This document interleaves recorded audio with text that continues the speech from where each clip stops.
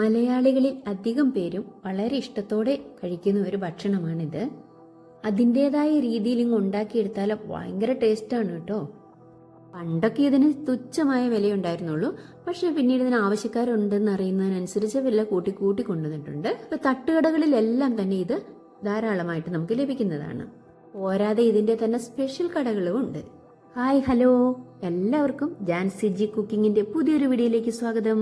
മലയാളിയെ സംബന്ധിച്ച് വളരെ വിശേഷപ്പെട്ട ഒരു ഭക്ഷണം തന്നെയാണ് ഞാൻ ഇന്ന് ഉണ്ടാക്കുന്നത് കേട്ടോ. നിങ്ങൾക്കിത് ഉണ്ടാക്കി പരിചയമൊക്കെ ഉള്ളവരാണെന്ന് എനിക്ക് അറിഞ്ഞിട്ട് കാര്യമില്ല കേട്ടോ. എല്ലാ സ്ത്രീകൾക്കും ഇതുണ്ടാക്കാൻ എങ്ങനെയാണ് ഇതിനെ തയ്യാറാക്കി എടുക്കേണ്ടതെന്നുള്ള അറിവില്ലാത്തവരും ഉണ്ട് എന്നെനിക്കറിയാം. അപ്പോൾ ഞാൻ എല്ലാവർക്കും വേണ്ടിയിട്ടാണ് ഇന്നത്തെ എൻ്റെ വീഡിയോ. അപ്പോൾ നിങ്ങൾക്ക് സംഭവം എന്നാണെന്ന് മനസ്സിലായി കാണുമെന്ന് ഞാൻ വിചാരിക്കുന്നു. ഇതിനെ ബോട്ടി എന്നാണ് പറയുക. പോട്ടി എന്നും ബോട്ടി എന്നും ഒക്കെ പറയാറുണ്ട്. ഇതിന് വേറെ എന്തെങ്കിലുമൊക്കെ പേര് പല നാടുകളിലും ഉണ്ടാകും. ഇതെന്തായാലും ആരും ഇതെടുത്ത് വലിച്ചെറിഞ്ഞ് കളയുന്ന സാധനമല്ല എന്നുള്ളതിന് 100% ഉറപ്പ്. അപ്പോൾ ഇത് സാധാരണ നമ്മൾ കടകളിൽ നിന്ന് കിട്ടുമ്പോൾ അവർ കുമ്മായി ഇട്ട് പൊതിഞ്ഞൊക്കെ വെച്ച് പൊളിച്ചിട്ടാണ് നമുക്ക് തരാറ്. ഇത് ഇവിടെ എനിക്ക് ഞങ്ങളുടെ അടുത്തുള്ളൊരു കടയിൽ നിന്ന് കിട്ടിയതാണ്. ഒരു കുമ്മായി ഒന്നും ഇടാതെ തന്നെ എല്ലാത്തിനെയും ഇങ്ങനെ ക്ലീൻ ചെയ്ത് വെച്ചതാണ്. അപ്പോൾ അവരോട് ഞാൻ പ്രത്യേകം അങ്ങനെ ചോദിച്ചിട്ട് എടുക്കുള്ളൂ കേട്ടോ. കുമ്മായി ഇട്ട് പൊളിച്ചൊക്കെ വെക്കുന്നത് നമ്മുടെ വയറിന് കൊള്ളില്ലല്ലോ. മാത്രമല്ല അതിന് ഒരു രുചിയും ഇല്ലതാനും. ഇത് നേരെ തന്നെ അവർ ക്ലീൻ ചെയ്ത് വെച്ചതായതുകൊണ്ട് നമ്മളതിനെ തിളച്ച വെള്ളത്തിലേക്ക് ഇട്ടിട്ട് പിന്നെയും അതിലുള്ള അഴുക്കുകളൊക്കെ ഉണ്ടെങ്കിൽ നമുക്കത് ഒന്നും കൂടി വൃത്തിയാക്കാം. അതുകൊണ്ട് പാളിയായിട്ടുള്ളതിൻ്റെ ഇടയിലൊക്കെ കുറച്ചൊക്കെ കാണും. അത് നമുക്കിങ്ങോട്ട് കളഞ്ഞാൽ മതി. പിന്നെ ചെറിയൊരു കറുത്ത പാടെന്നുള്ളത് ഒരു വിഷയമൊന്നും അല്ല. അതിൻ്റെ വേസ്റ്റൊക്കെ കളഞ്ഞതിന് ശേഷമുള്ളതാണ്. അതൊന്നും പ്രശ്നമൊന്നുമില്ല. അപ്പം ഞാൻ ആദ്യം ഒരു നീക്കുന്ന കുറച്ച് തിളച്ച വെള്ളത്തിലിട്ടിട്ട് കഴുകിയെടുത്തതാണ്. അപ്പോൾ ഇത് രണ്ടാമത് വീണ്ടും ഒന്നും കൂടി ഞാൻ നന്നായിട്ട് തിളച്ച വെള്ളം തന്നെ തിളച്ച വെള്ളത്തിലേക്ക് കുറച്ച് ഉപ്പും കൂടി അങ്ങ് ഇട്ടിട്ട് അതിന് കുറച്ചൊരു സ്മെല്ലൊക്കെ ഉണ്ടല്ലോ. അത് ചിലർക്ക് ഇഷ്ടപ്പെടത്തില്ല. എനിക്ക് ചെറിയ സ്മെല്ലൊക്കെ ഇഷ്ടമാണ് കേട്ടോ. എന്നാലേ അതിനൊരു ടേസ്റ്റൊക്കെ ഉള്ളൂ.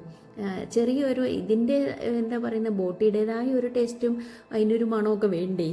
അപ്പം നമ്മൾ ചിലർക്ക് ഇതൊന്നും അങ്ങനെയൊന്നും ഇഷ്ടപ്പെടത്തില്ല. പണ്ടൊക്കെ നമ്മൾ ഈ കുമ്മായി ഒന്നും ഇട്ടിട്ടൊന്നും അല്ല നല്ല രീതിയിൽ തോട്ടിലൊക്കെ കൊണ്ടുപോയി വെച്ച് കഴുകിയൊക്കെ എടുക്കുന്നത് ഇപ്പം എല്ലാം ഓർക്കുന്നു ഞാൻ. അത് മുഴുവനോടെ ഇങ്ങ് മേടിച്ചിട്ട് വരിക. ചെറിയ പൈസ ഉണ്ടാവുള്ളൂ. ചിലപ്പോൾ കളയുന്നതല്ല അവർ വെറുതെ അവിടെ വെച്ചേക്കുന്നതാവും. നമ്മളത് പോയി എടുത്തിട്ട് വരും. അവർക്കതൊന്ന് ഒഴിവാക്കിയാൽ മതി എന്നായിരുന്നു പണ്ടൊക്കെ ഉള്ളൂ. ഇപ്പം അങ്ങനെയല്ല. ഇപ്പം നല്ല വില കൊടുക്കണം കേട്ടോ. ഇതിന് കിലോയ്ക്ക് 220 രൂപയാണ് ഒരു കിലോ സാധനത്തിന് കേട്ടോ. അത് അത്രയും ഞാൻ ഇപ്പം വീണ്ടും നന്നായിട്ട് തിളച്ച വെള്ളത്തിലേക്ക് ഒത്തിരി ഉപ്പും കൂടി ഇട്ട് ഒന്നും കൂടി അങ്ങ് ക്ലീൻ ആക്കാൻ വേണ്ടിയിട്ടിട്ട് ഇളക്കിയെടുക്കട്ടെ. നല്ല പൊള്ളുന്ന ചൂടുണ്ട്. അപ്പോൾ അതിനിങ്ങനെ ഒലച്ച് കഴുകിയൊക്കെ വൃത്തിയാക്കി നമുക്ക് എടുക്കാം. എന്നിട്ട് ഞാൻ വെള്ളം വാലാനായിട്ട് അടിയിലൊരു തവിയൊക്കെ വെച്ചിട്ട് കത്തി തന്നെയാണെന്ന് തോന്നുന്നു. ശരി, കത്തി വെച്ചിട്ട് അങ്ങനെ സൈഡിലോട്ടങ്ങ് ചെരിച്ച് വെച്ചു കേട്ടോ. എന്നിട്ട് നമ്മൾ ഇനി കട്ട് ചെയ്യുക. കട്ട് ചെയ്യാൻ വേണ്ടി പോകുമ്പോഴത്തേക്ക് പലതരത്തിൽ നമുക്ക് മുറിച്ചെടുക്കാം. പക്ഷേ ചിലപ്പോൾ നല്ല മൂർച്ചയുള്ള കത്തി അല്ലെങ്കിൽ ഇങ്ങനെ തെന്നി പോകും. അപ്പോൾ ഇതിങ്ങനെ ചെയ്ത് കുഴപ്പമില്ല. ഞാനൊന്ന് കത്രികയ്ക്ക് കട്ട് ചെയ്യാമെന്ന് വിചാരിച്ചു. അത് ചുമ്മാ കാണിക്കാൻ വേണ്ടി. എനിക്കറിയാം എങ്ങനെ ഉണ്ടാക്കേണ്ടതെന്നൊക്കെ. അപ്പോൾ ഞാനതൊന്ന് നിങ്ങളെ വെറുതെ ഒന്ന് കാണിക്കാൻ വേണ്ടി ഇങ്ങനെയൊക്കെ ചെയ്യുന്നേ ഉള്ളൂ കേട്ടോ. ഇങ്ങനെയൊക്കെ ചെയ്തെടുക്കാം. അത്രയും മാത്രമേ ഞാൻ അറിയിക്കാൻ പറ്റും. പക്ഷേ ഏറ്റവും സുഖകരമായിട്ടുള്ള കാര്യം എന്ന് പറയുന്നത് ഇതാണ് കേട്ടോ. ഇറച്ചി നുറുക്കാനാണെങ്കിലും നമ്മളിങ്ങനെയാണ് പണ്ട് മുതലേ ഇരിക്കുന്നത്. ഇതിപ്പം കട്ടിംഗ് ബോർഡുള്ളതുകൊണ്ട് അല്ലെങ്കിൽ ഒരു വാഴയിലൊക്കെ അങ്ങ് മുറിച്ചിട്ടിട്ട് അതിലോട്ട് ഇതിപ്പോൾ ഒരു ചിരട്ട അങ്ങ് കമത്തി വെച്ച് അതിന് മുകളിലോട്ട് കത്തിയും വെച്ചിട്ട് അങ്ങോട്ട് നമ്മൾ ഇതേപോലെയാണ് ഞുറുക്കിയെടുക്കുക. പെട്ടെന്ന് പണി തീരും. ഇതാണ് ഏറ്റവും എളുപ്പമുള്ള സംഭവം. ഇരിക്കാൻ നമുക്ക് പറ്റണം. വലിയ കുഴപ്പമില്ലാത്ത സമയമാണ് ഞാനങ്ങനെ കുത്തിയിരുന്നിട്ടൊക്കെ അങ്ങനെ ചെയ്തെടുക്കും. അപ്പോൾ 1 കിലോയേ ഉള്ളൂ. അതിന് കണക്കിനുള്ള അരപ്പ് കാര്യങ്ങളൊക്കെയാണ് ഞാൻ എടുക്കുന്നത് കേട്ടോ. ഓരോരുത്തർക്കും അരപ്പിൻ്റെ അളവ് പലതരത്തിലായിരിക്കും. എനിക്ക് കുറേ മല്ലിയിട്ട് ഇങ്ങനെ കുഴച്ച് എടുക്കുന്നതിനോട് എനിക്ക് ഇഷ്ടമല്ല. അതുകൊണ്ടാണ് ഞാൻ ഇത്ര മാത്രം എടുത്തിരിക്കുന്നത്. പിന്നെ നമ്മളിതിലേക്ക് മറ്റ് ചേരുവകളും കൂടെയൊക്കെ ചേരുമ്പോൾ ആവശ്യത്തിനുള്ള ഒരു കൊഴുപ്പ് കിട്ടും കേട്ടോ. വറുത്ത് ഒടിച്ച് വെച്ചിരുന്ന മുളക് പൊടി ആയതുകൊണ്ടാണ് ഞാൻ താമസിച്ച് ഇടുന്നത്. ഒരുപാടങ്ങ് മൂത്ത് പോകണ്ട കേട്ടോ. ഒരു ചുവപ്പ് കളറാകുമ്പോൾ നിർത്തണേ. ഇനി ഇതുപോലെ നമ്മൾ കൊരിയിട്ട് നന്നായിട്ട് ഇളക്കി യോജിപ്പിക്കുക. നമ്മൾ ശ്രദ്ധിക്കേണ്ട ഒരു കാര്യം എന്ന് പറഞ്ഞാൽ വെള്ളത്തോട് കൂടെ നമ്മൾ ഇതിനകത്തേക്ക് കോരിയിടരുത്. ഒത്തിരി വെള്ളമായി പോകും. നമ്മൾ തുളയുള്ള പാത്രത്തിൽ ഞാനിപ്പോൾ ചെയ്തതുപോലെ തന്നെ നിങ്ങൾ വയ്ക്കുക. ഞുറുക്കി കഴിഞ്ഞിട്ട് ഇതുപോലെ ആ തുളയുള്ള പാത്രത്തിലേക്ക് വെച്ചേക്ക്. എന്തെങ്കിലും വെള്ളം ഉണ്ടെങ്കിൽ അതങ്ങ് വലിഞ്ഞു പൊക്കോളും. പക്ഷെ ആദ്യമേ തന്നെ കളഞ്ഞിട്ടെടുക്കുന്നതാണ് നല്ലത്.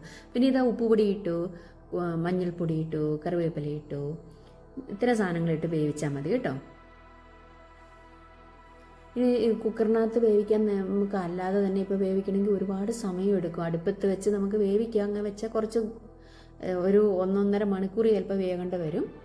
ഇതിപ്പോൾ എല്ലാം നമുക്ക് എളുപ്പമാർഗ്ഗമല്ലേ. പക്ഷെ നമ്മൾ ചട്ടി വെച്ച് വേവിച്ചെടുക്കുന്നതിൻ്റെ വേറൊരു ടേസ്റ്റ് തന്നെയാണ് കേട്ടോ.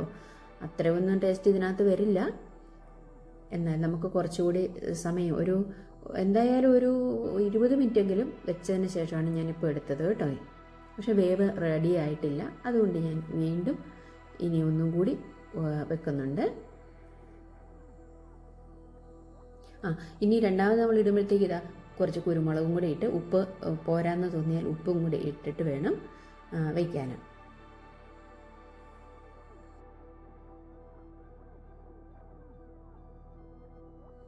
ഒരു 10 മിനിറ്റും കൂടി ഞാൻ ചെറു തീയിൽ അവിടെ വെച്ച് വേവിച്ചു. അപ്പോഴത്തേനും നല്ല സെറ്റായിട്ടുണ്ട്.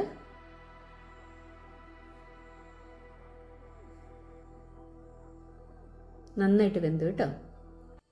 അത് കഴിഞ്ഞ് ഞാൻ കുറച്ച് ഒലത്തിയെടുക്കാൻ വേണ്ടിയിട്ട് ചീൻചട്ടി വെച്ചേക്കുന്നത്. വേണമെങ്കിൽ കുറച്ച് വെളിച്ചെണ്ണയൊക്കെ ആദ്യമേ തന്നെ ചേർക്കാം.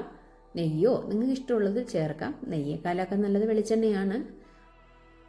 ഇതിലേക്ക് ഞാൻ കുറച്ച് ഇഞ്ചി ഇടുന്നുണ്ട്, കുരുമുളക് ഇടുന്നുണ്ട്.